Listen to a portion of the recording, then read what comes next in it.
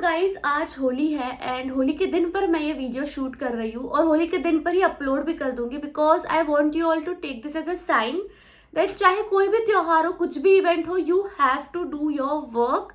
आपको आपका काम करना है, आपको पढ़ाई करनी है, चाहे कुछ भी हो, चाहे कोई भी दिन हो। Okay, so yes guys, happy Holi to you all and welcome back to my channel. This is Neha Patel and आज के वीडियो में मैं आपको कुछ इंपॉर्टेंट एग्जामिनेशन टिप्स देने वाली हूँ आपके जून 2024 सीएस एग्जामिनेशंस को लेकर, या तो कोई भी आप प्रोफेशनल एग्जामिनेशंस अप्रोच कर रहे हो जिसमें आपका 1 या 2 महीना रह गया है, तो आप इस वीडियो को एंड तक देखना क्योंकि कुछ ऐसे इंपॉर्टेंट एग्जामिनेशन टिप्स दे रही हूँ जो आपको बहुत काम आएगी। So yes friends, let's start the video. देखो यार गाइस, अभी जो आपके पास ये 1 या 2 महीना रह चुका है ना, उसमें आपको क्या करना है मैं आपको बताती हूँ। सबसे पहले तो 3 चीज याद रखना बस। Concept clearance, and concept clearance includes solving past papers. ठीक है, ऐसा नहीं कि आप कॉन्सेप्ट क्लियर हो जाता है उसके बाद आप स्कैनर उठाते हो, this is wrong. Concept clear हो रहा है, उसके साथ ही साथ आप उसके क्वेश्चंस भी देख रहे हो। Okay, so concept clearance is important. Second is writing practice is important and third, lock करने के लिए कॉन्सेप्ट को, राइटिंग प्रैक्टिस को हम रिविजन करते हैं। तो अभी जो आपके 1-2 महीने रह चुके हैं, आपको इसमें बस इसी चीज पर फोकस करना है कि आप कॉन्सेप्ट क्लियर कर रहे हो, राइटिंग प्रैक्टिस कर रहे हो और रिविजन, कांस्टेंट रिविजन कर रहे हो। Now 1 day before your examinations, यहाँ पे टेबल्स टर्न होता है। ज्यादातर बच्चे क्यों फेल होते हैं पता है क्यों? क्योंकि वो लोग ये 1 दिन पहले का जो एग्जामिनेशन का डे होता है वो अच्छे से नहीं हैंडल कर पाते, उनको नहीं पता उस टाइम पर क्या करना है। चाहे आप पूरी साल मेहनत कर लो, बट अगर 1 दिन पहले की टेक्निक आपको नहीं आ पाई, आपने उसको नहीं क्रैक करा, तो आपका एग्जामिनेशन डेफिनेटली नहीं अच्छा जाएगा। It will decide how you are going to perform in examination. तो 1 दिन पहले आप क्या करोगे? मैंने आपका टाइम टेबल देखा गाइज एंड आपकी जो एग्जामिनेशन है वो सुबह 9 बजे स्टार्ट हो रही है। दैट मीन्स कि सुबह उठ के तो आप ज्यादा पढ़ाई कर नहीं पाओगे।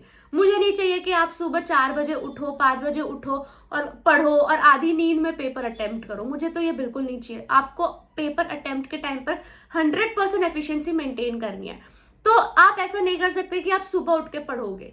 मतलब आपको 1 दिन पहले ही पढ़ना है। जब मतलब 12 बजे आपका एग्जामिनेशन खत्म हो रहा है, 12 सवा 12, फिर आप घर पे 1 बजे तक आओगे, तो 1 बजे से लेकर दोपहर के जो रात तक का टाइम है उसमें अब आपको क्या करना है 1 डे बिफोर रिविजन, मैं आपको बताती हूँ। सो यार देखो, सबसे पहले तो आपकी प्रायोरिटी क्या होगी 1 day before examination?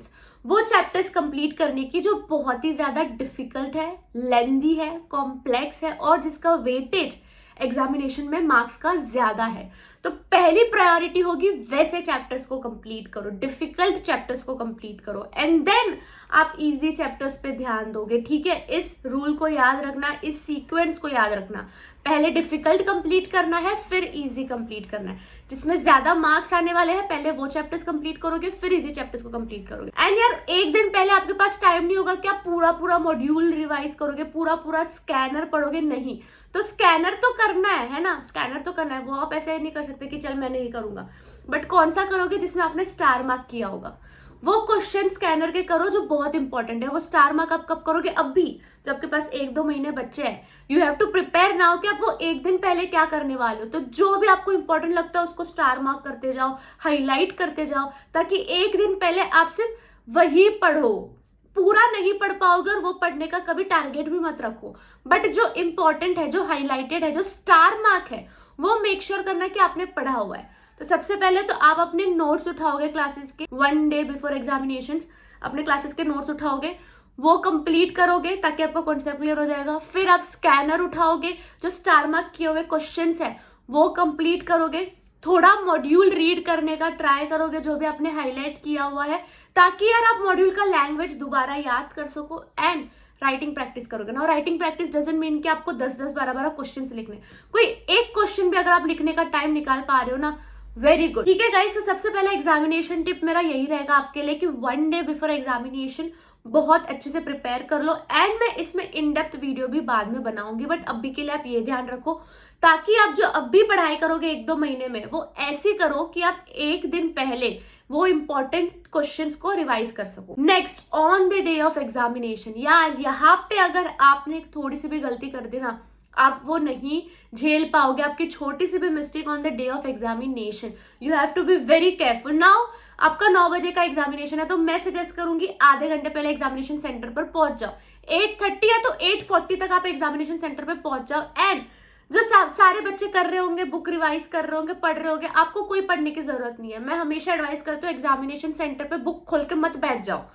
Professional examinations are more psychological rather than studying a lot, ठीक है। तो आप उस टाइम पर अपने साइकोलॉजी पर ध्यान करो, माइंडसेट पर ध्यान करो। You have to be relax, and relax कैसे रहोगे जब आपकी प्रिपरेशन अच्छी होगी। तो मेक श्योर करना कि जब आप एग्जामिनेशन सेंटर पे पहुंच रहे हो तो सिर्फ बाहर से दिखाने के लिए आप रिलैक्स नहीं हो, बट डीप इनसाइड भी रिलैक्स हो। Keep on doing breathing exercises, keep on drinking water. जितना ब्रेन में आपकी एनर्जी फ्लो होगी, ऑक्सीजन फ्लो होगा, उतना ज्यादा आप अच्छे से सोच पाओगे। एंड जब भी एग्जामिनेशन सेंटर में पहुंचते हो कुछ चीज याद करने की कोशिश मत करो, क्योंकि अगर आप नहीं कर पाओगे तो डीमोटिवेट हो जाओगे। तो उस टाइम पे पढ़ाई के बारे में सोचना ही नहीं है, बस ये सोचना है कि पेपर जैसा भी आए मुझे 100% अटेम्प्ट करना है। You have to keep on saying to yourself, you have to give your 100%, you have to attempt 100% paper. अब जैसे आप एग्जामिनेशन हॉल में जाओगे, स्टार्टिंग के 15 मिनट्स में आपको एक क्वेश्चन पेपर दिया जाएगा। उसमें क्या करना है, पेपर अगर इजी आया है तो मुझे बोलने की जरूरत नहीं है, फिर आप हैंडल कर लोगे। बट अगर पेपर टफ आया है, अब क्या करें? सबसे पहले तो अगर पेपर टफ आया है तो खुश हो जाओ, क्योंकि कंपटीशन आपका कम हो जाएगा। काफी सारे बच्चे गिव अप कर देंगे, वो लोग पेपर अटेम्प्ट ही नहीं करेंगे, और अटेम्प्ट करेंगे तो एक हाथ दो क्वेश्चन लिख के आएंगे, दैट्स इट। एंड सेकंड, खुश इसलिए हो जाओ क्योंकि पेपर टफ आया है, मतलब चेकिंग इजी होनी है, ठीक है। गाइस साइकोलॉजी में ना थोड़ा अपना चेंजेस लाओ। जो सारे बच्चे सोच रहे हैं वैसा ही अगर आप भी सोचोगे तो कैसे मार्क्स मिलेंगे? फिर आपको भी उनकी तरह मार्क्स मिलेंगे। तो अगर पेपर टफ आया है तो don't be afraid, be relax, कि अगर आप इसमें ना अटेम्प्ट कर भी लेते हो ना तो आपके चांसेस है पास होने के, पास ज्यादा हो सकते हो टफ पेपर में अगर आप अच्छे से अटेम्प्ट करते हो। तो सबसे पहले तो 15 मिनट में डिसाइड करना है कौन से क्वेश्चंस आपको अच्छे से आते हैं। जो आते हैं वो तो ठीक है, जो नहीं आ रहे अब आप उसमें अपना दिमाग लगाओगे।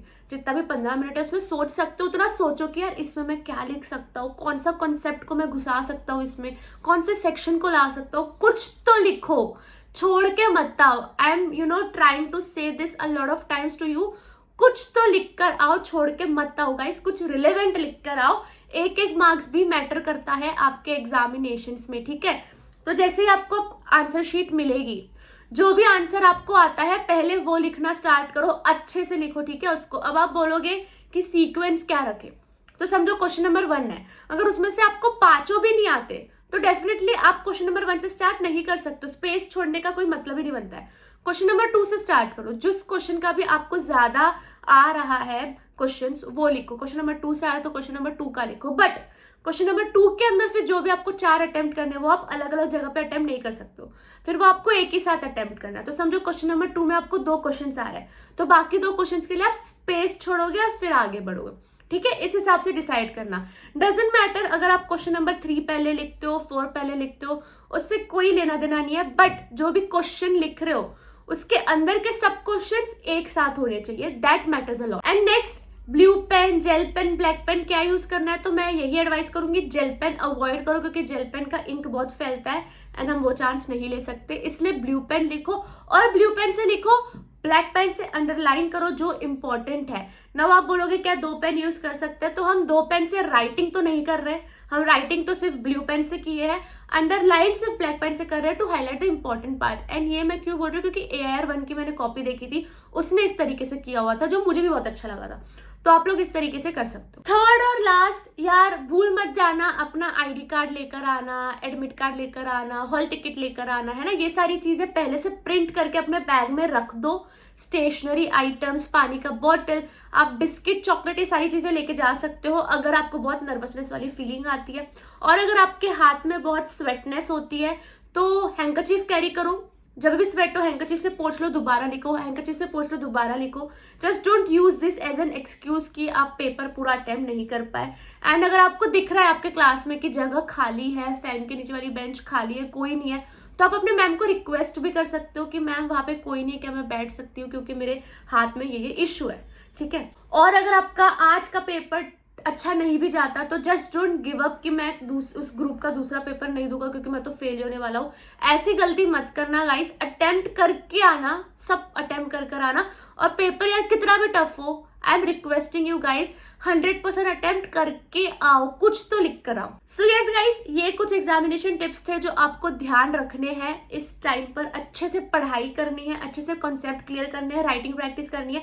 एग्जामिनेशन डे पर भी आपको कैसे अप्रोच करना है वो मैंने इस वीडियो में बताया है। और अगर आप सोच रहे हो कि दी अभी तो बहुत टाइम है, 1-2 महीने, तो यार वो एग्जामिनेशन डे आपका कैसा होगा वो ये 1-2 महीने ही तो डिसाइड करने वाले हैं। सो मैं आपको अभी ही बता रही हूँ ताकि अभी से आप वैसे लेवल की प्रैक्टिस स्टार्ट कर दो। आई होप आपको ये वीडियो यूजफुल लगा हो, और कुछ भी डाउट हो मुझे कमेंट सेक्शन में पूछो। And best of luck for examinations. Bye bye guys.